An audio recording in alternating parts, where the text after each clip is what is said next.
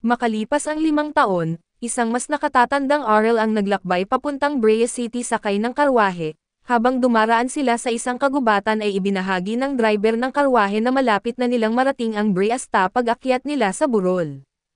May isang babae na nakasakay rin sa karwahe na nagtanong sa mga kasabay niya kung lahat ba sila ay patungo sa parehong lugar.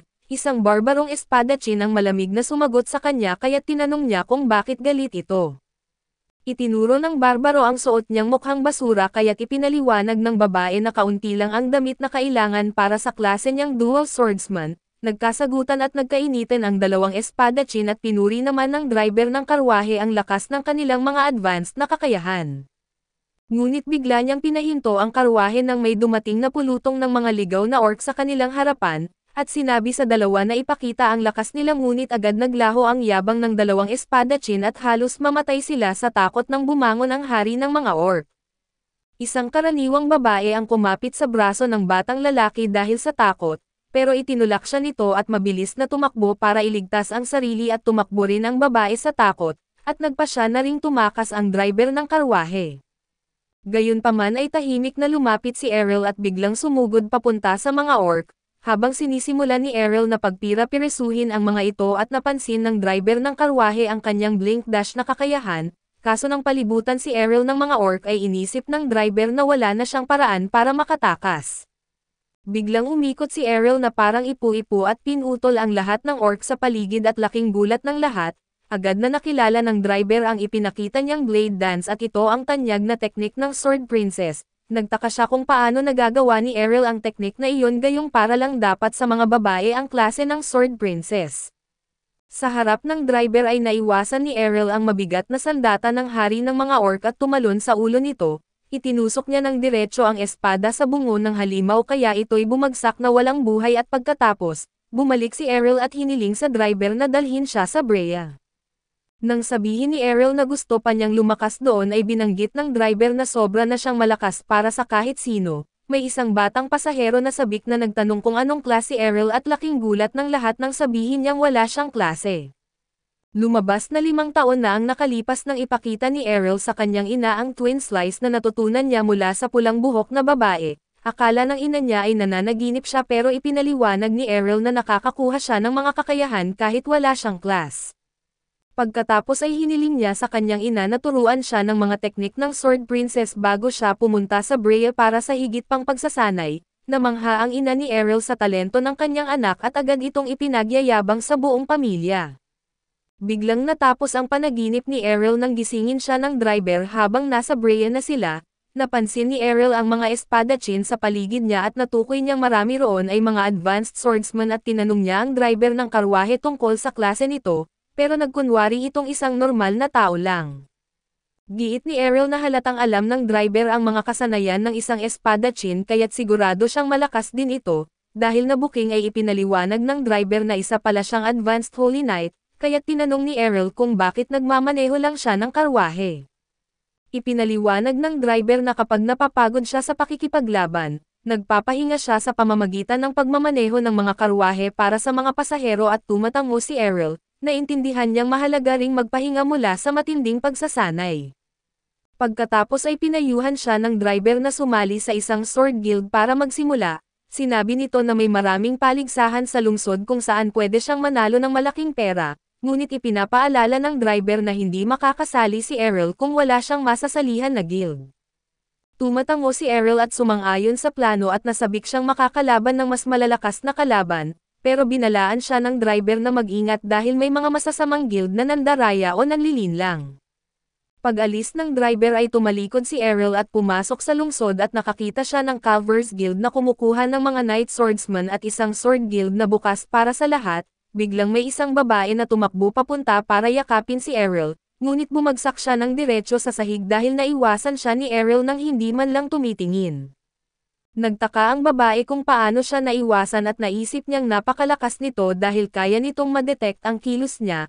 Habang naguguluhan si Errol ay tinanong siya ng babae kung gusto niyang sumali sa isang guild at nang tumatango si Errol, agad siyang sinimulan ng babae na kumbansihin at ipinakita ang kontrata ng kanyang bagong guild.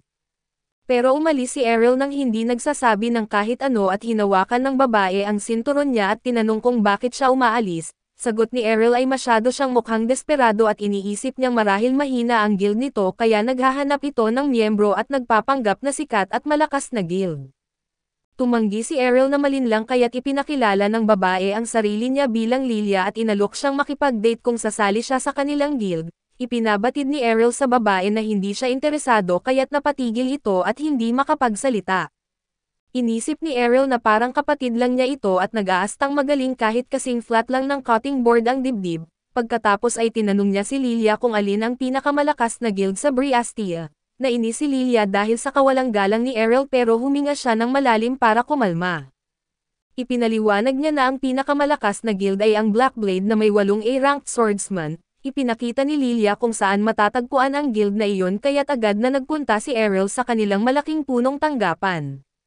Nilapitan siya ng isang gwardya at tinanong kung ano ang pakay niya at binanggit ni Errol na gusto niyang sumali sa guild, kaya sinabi ng gwardya na kailangan niyang sumailalim sa pagsusulit at sumunod si Errol at pumipila para sa test registration. Nang turn na ni Errol ay ipinaliwanag ng receptionist na tumatanggap lang sila ng mga may advanced class. Nang sabihin ni Errol na wala siyang klase ay bastos siyang tinawanan ng receptionist at sinasabihan na umalis at sa likod niya. Narinig niya ang mga bulungan ng iba pang espadachim tungkol sa kanya. Tinanong ni Errol kung pwede siyang kumuha ng pagsusulit dahil kumpiyansa siya sa kakayahan niya, pero tumanggi ang receptionist at ipinaliwanag na hindi niya pwedeng baguhin ang mga patakaran. Biglang lumiwanag ang buong silid nang pumasok ang ilang mga A-ranked swordsman at nagpasya si Errol na maghanap na lang sa ibang lugar, subalit sa tuwing sinusubukan niyang sumali sa ibang guild, agad siyang tinatanggihan ng hindi man lang binibigyan ng pagkakataon.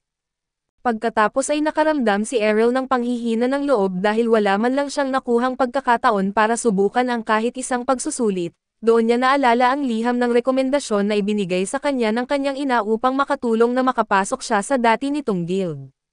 Noon ay akala ni Errol ay sobrang protective lang ang kanyang ina pero ngayon napagtanto niyang alam na nito na matatanggihan siya. Kaya nagpasya si Errol na sumali na lang sa guild ng kanyang ina at biglang muling lumitaw si Lilia, pero hindi siya pinansin ni Errol at nagpatuloy sa paglakad. Habang nag-iikot siya sa lungsod ay patuloy na nakikiusap si Lilia na sumali siya para mailigtas ang kanilang guild, tuloy-tuloy na tumatanggi si Errol kaya't inialok ni Lilia na halikan ang kanyang mga bota para lang mapapayag siya, ngunit iniwan lang siya ni Errol sa harap ng mga nagtatakang tao sa paligid at nangakong hindi siya susuko. Pagkaraan ay natagpuan ni Errol ang lokasyon ng guild at muli siyang naabutan ni Lilia. Giit nitong malugod siyang tinatanggap sa kanilang guild at itinuro ang napakalaking punong tanggapan nito at nagtaka si Errol kung bakit mahina ang kanilang guild kahit napakalaki ng gusali. Ipinahayag ni Lilia na nawala na ang dating lakas at kasikatan ng kanilang samahan, subalit kumpiyansa siyang maibabalik niya ang karangalan ng Dragonfang Guild na pinamumunuan noon ng Dual Swords King. Nang marinig ni Errol ang pangalang iyon ay naalala niyang kasapi rin doon ang kanyang ina noong kabataan nito, sa wakas ay pumayag siyang silipin ang guild kaya't dinala siya ni Lilia sa loob at pinapaupo sa isang upuan at biglang lumabas mula sa sopa ang lasing na ama ni Lilia, kaya agad siyang pinagalitan ni Lilia. Ipinapaalala niya sa ama na ipinagbawal ng doktor ang pag-inom nito at wala rin silang pera para sa alak, kaso hindi ito pinansin ng ama at napansin ni Errol na siya pala ang Dual Swords King. Habang nakatingin si Errol ay napansin niyang wala ng isang braso ang lalaki. Sinabi ng lalaki kay Errol na umalis na lang siya dahil malapit nang mabuwag ang guild at sinubukan siyang pigilan ni Lilia, pero hindi siya pinansin ng ama at tuloy-tuloy itong lumabas. Ipinaliwanag ni Lilia kay Errol na ang kanyang ama ay isa sa pinakamahuhusay na espadachim sa Brea noon, pero natapos ang kanyang karera nang mawala ang kanyang isang braso at akala ni Lilia na siguradong hindi sasali si Errol sa mahina nilang guild. Pero nagulat siya nang magpasya itong sumali. Inakala ni Lilia na nananaginip lang siya pero ipinaliwanag ni Errol na tatanggihan lang naman siya ng ibang guild. Masayang ipinakita ni Lilia ang kontrata ng guild at umupo si Errol para pirmahan ito. Matapos niyang pirmahan ay iniabot niya ang kontrata kay Lilia at noon lamang nalaman ni Lilia na wala palang class si Errol. Inisip ni Lilia na niloloko lang siya ni Errol kaya't ipinakita ni Errol ang kanyang class certificate. Pagtingin niya ng mabuti at tahimik na tumayo si Lilia at naglabas ng espada, tinatakot si Errol na bibigyan niya ito ng desist class kung hindi siya agad aalis sa guild. Tinanong ni Errol kung bakit gusto siyang paaalisin ni Lilia at galit na sinabi ni Lilia na totoong mga espadachim ang kailangan niya para sa kanyang guild, Naiinis siya habang naaalala kung paano siya pinapahiya ni Errol noon at labis siyang nadismaya na nabuli siya ng isang taong walang klase at para sa kanya ay walang silbi. Biglang pumasok sa silid ang isang babaeng nagngangalang Rhiannon at agad na tumalon si Lilia papunta sa mga braso nito. Binanggit ni Lilia na may isang classless na lalaki na gustong manloko sa kanya, ngunit agad na nakilala ni Rhiannon si Errol. Nalito si Errol kung bakit siya kilala ni Rhiannon kaya't ipinaliwanag nitong magkapareho sila ng pinanggalingang bayan. Ipinaalala ni Rhiannon na nag-spar sila noong bata pa sila pero hindi ito maalala ni Errol. Dagdag pa ni Rhiannon na nagkita sila 5 taon na ang nakalipas ngunit sagot ni Errol, hinding-hindi niya makakalimutan ang isang kagandahan gaya niya. Dahil sa sinabi nito ay namula ang mukha ni Rhiannon na parang kamatis at sa wakas ay naalala ni Errol na nakipaglaban siya noon sa isang pulang buhok na bata, ngunit ibinunyag ni Rhiannon na siya pala ang nag-iisang anak ni Captain Evans. Nagsorry si Errol dahil hindi niya siya nakilala agad at inisip ni Rhiannon na siguro nag-iba ang hitsura niya dahil mahaba na ngayon ang buhok niya. Pero iniisip niyang hindi lang buhok ang nagbago at napatingin si Errol sa dibdib ni Rhiannon at habang tinatanong naman siya ni Lilia kung siya ba ang classless na batang tinalo siya noon.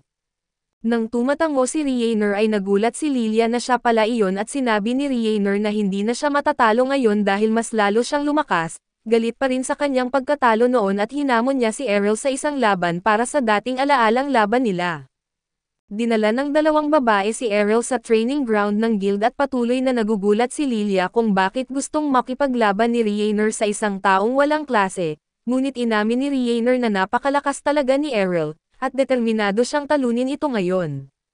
Pagkatapos pumasok sa arena ang 2 espadachim ay si Lilia ang nagsilbing referee at sinimulan ang laban. Nagsimula si Rhiannon gamit ang twin slice at inisip ni Errol na madali lang niya itong mapipigilan. Ngunit hindi napigilan ng kanyang atake ang mga hiwa at tumama ang mga ito sa kanyang katawan. Nagtaka siya kung paano nakalusot si Rhiannon at biglang ibinagsak nito ang kanyang mabigat na espada. Ipinaliwanag ni Rhiannon na 5 beses na mas mabigat kaysa normal ang espada niya, kaya hindi pwedeng tatapatan ni Errol ang atake gamit ang parehong teknik. Pagkatapos ay ibinunyag ni Rhiannon na ang kanyang brute swordsman class ay nagpapalakas ng kanyang atake. Kaya nagulat si Errol at agad na hinarang ang sumunod na palo nito, pinuri niya ang malaking pag-unlad ni Rhiannon habang patuloy itong umaatake ng walang tigil.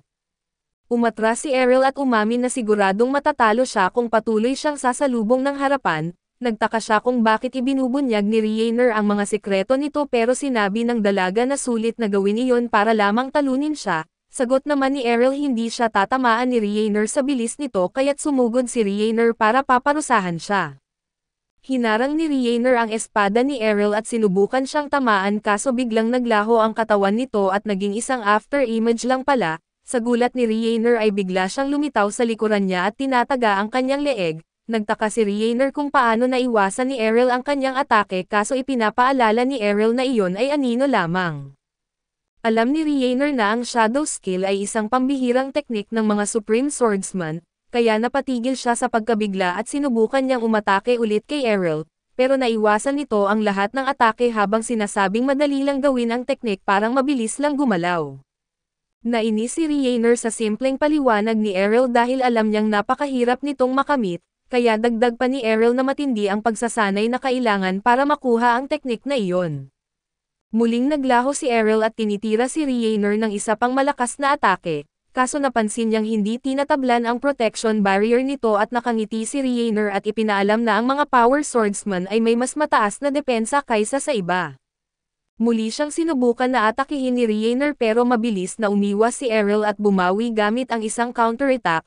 Ipinahayag niya na natutunan niya ang kontra-atake na iyon mula sa kanyang ina at biglang bumagsak si Rhiannon sa pagkatalo. Habang pinapanood ang laban ay nagulat si Lilia pero inanunsyo niya ang pagkapanalo ni Errol. Naiinis at nadismaya si Rhiannon dahil natalo pa rin siya kahit mas lumakas na siya ngayon at pinuri ni Errol ang kanyang galing, pero sabay sinabi niyang mas malakas lang talaga siya at dahil dito, napaiyak si Rhiannon na agad na lumapit si Lilia para aluan siya at galit na sinisita si Errol dahil pinaiyak niya si Rhiannon. Nalito si Errol kung bakit umiiyak ito kahit pinuri naman niya kaso nagkunwari si Rhiannon na hindi siya umiyak bago tumakbo pabalik sa loob ng guild. Kaso narinig pa rin nina Errol at Lilia ang malakas na pag-iyak ni Rhiannon sa loob, habang sinasabing nasasayang lang ang 5 taong pagsasanay niya. Pagkatapos ng laban ay masayang tinanggap ni Lilia si Errol bilang bagong miyembro ng kanilang guild. Napansin ni Errol ang pagbabago ng ugali ni Lilia subalit nagkunwari itong matagal na siyang naniniwala sa lakas niya at naalala ni Errol ang agresibong ugali ni Lilia kanina, pero binaliwala na lang niya at tinanong kung bakit nanganganib na mawala ang guild. Nahihiya na ipinaliwanag ni Lilia na lubog sila sa utang kaya't tinanong ni Errol kung magkano. Nilapitan siya ni Lilia at bumubulong ng halaga sa kanyang tainga kaso sinabi nitong mababayaran nila iyon kung mananalo sila sa paparating na tournament. Ipinaliwanag ni Lilia na kailangan niya ng 3 miyembro para makasali. Tinanong ni Errol kung bakit nananatili si Riener sa tila mahina nilang guild at ipinaliwanag ni Lilia na nang una raw dumating si Riener sa Brea. Tinanggihan siya ng lahat ng malalaking guild ngunit nakita ng kanyang ama ang potensyal ni Riener at mabait na tinanggap ito sa Dragonfang. Tumatango si Errol at naintindihan niyang tinutumbasan ni Riener ang kabutihang ginawa ng pamilya ni Lilia sa kanya. Dagdag pa ni Errol na madali lang nilang mababayaran ang utang kung mananalo sila sa tournament, pero hindi kumpiyansa si Lilia dahil 5 miyembro ang kalaban nila samantalang 3 lang sila, habang nag-aalala si Lilia sa malalakas na kalaban na kanilang haharapin ay sabik naman si Errol sa hamon. Masayang nag-aabang sa tournament si Errol at ipinahayag na ang makakalaban ang malalakas na kalaban ang tunay na dahilan kung bakit siya pumunta sa Brea. Nalihim na pinagmamasdan pala siya mula pa kanina ng Guildmaster at umalis ang Guildmaster habang napapansin ang napakalaking potensyal ni Errol.